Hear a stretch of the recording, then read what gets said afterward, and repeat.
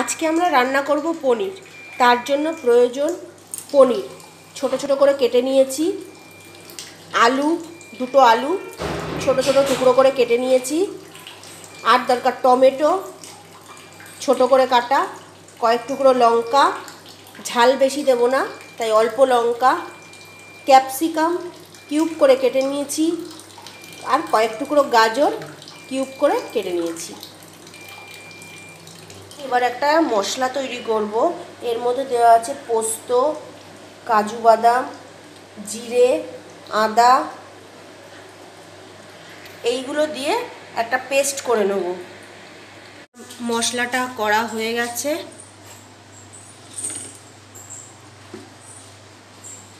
এখানে কতগুলো কিচমিচ ভেজানো রয়েছে, এই কিচমিচগুলো পনিরের মধ্যে দেব। পনির বানাতে আমাদের কি কি লাগছে?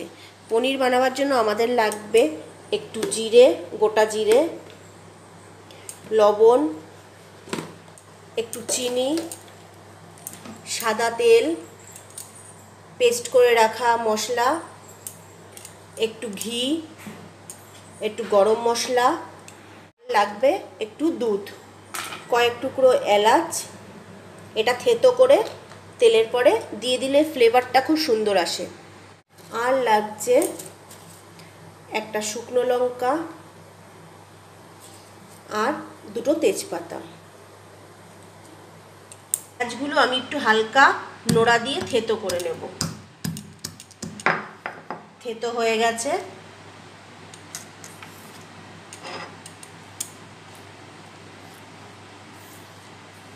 বসিয়ে দিয়েছি। এবার এর মধ্যে দিয়ে দিলাম রিফাইন তেল। এর মধ্যে পনিরগুলো দিয়ে দিলাম।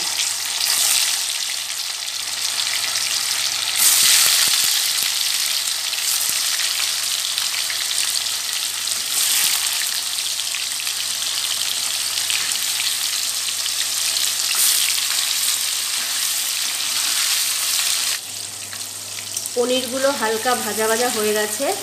আমি এবার এগুলোকে তুলে নেব।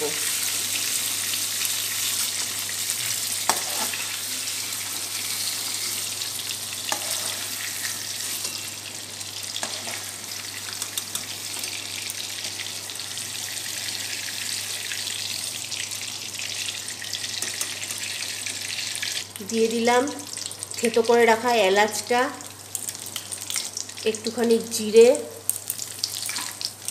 দু টুকরো তেজপাতা, একটা শুকনো লঙ্কা ফেড়ে। এবার এই মশলাগুলো একটু ভাজা ভাজা হয়ে গেলে এর মধ্যে দিয়ে দেব কেটে রাখা আলুগুলো।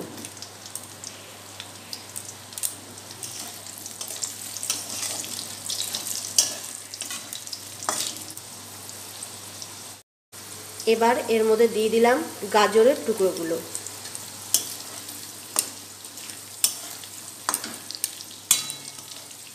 একটা হালকা মিষ্টি গন্ধ বেরোচ্ছে এখনই, কেননা এলাচটা দিয়েছিলাম না, সেই জন্য একটা হালকা গন্ধ বেরোচ্ছে।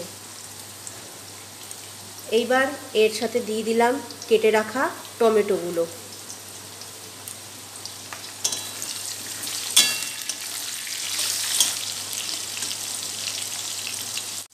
এর মধ্যে দিয়ে দেবো 2 টুকরো কাঁচা লঙ্কা। কাঁচা লঙ্কাটা দেওয়া এর একটা সেন্টের জন্য, ঝালের জন্য না। এবার এর মধ্যে দিয়ে দিলাম কেটে রাখা ক্যাপসিকামগুলো।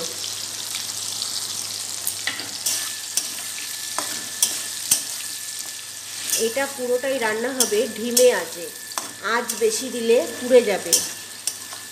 ক্যাপসিকামগুলো কোনো রকমে একটু নাড়াচাড়া করে নিয়ে আমরা এর মধ্যে দিয়ে দেব পেস্ট করে রাখা মশলাটা।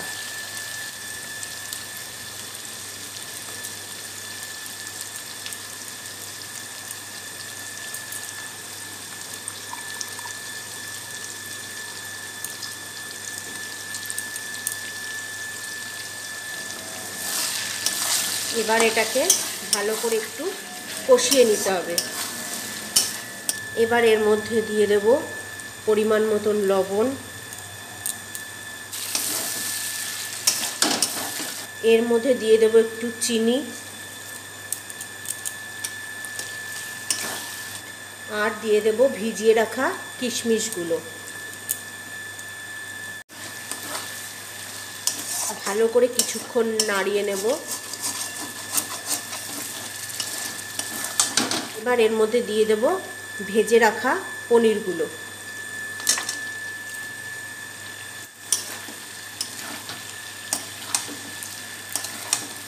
ভালো করে আবার সাঁতলে নেব একটু,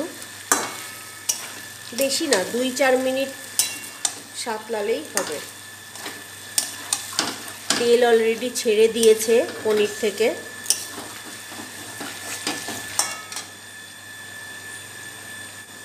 এবার দিয়ে দেব 1 কাপ দুধ।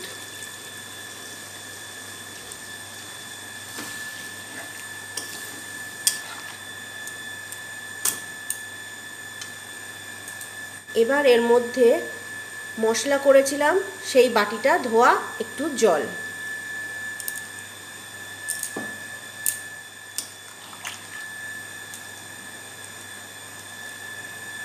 এবার এটাকে আমরা ঢেকে দেব।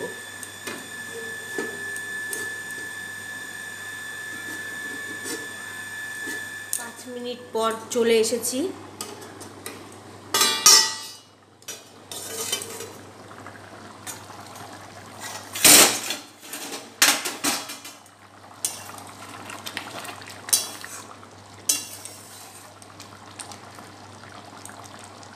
বেশ সুন্দর গন্ধ আর দেখতেও খুব সুন্দর হয়েছে। দেখছি উপর থেকে তেল ছেড়ে দিয়েছে। এবার আমি এর মধ্যে দিয়ে দেব গরম মশলা।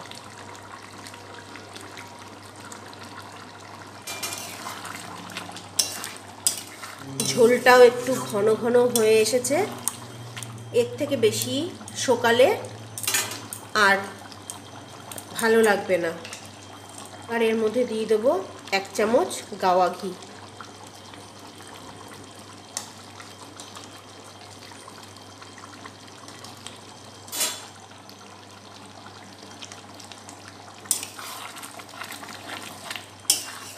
এবার এটা নামানোর জন্য রেডি।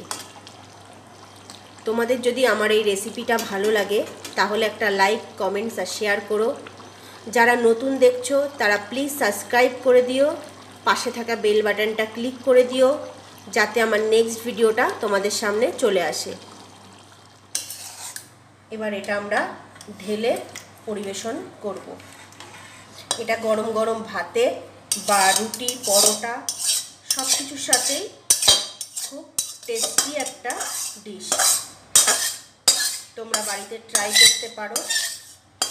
আমি খুব ঘরোয়া পদ্ধতিতে রান্নাটা করলাম। Thank you.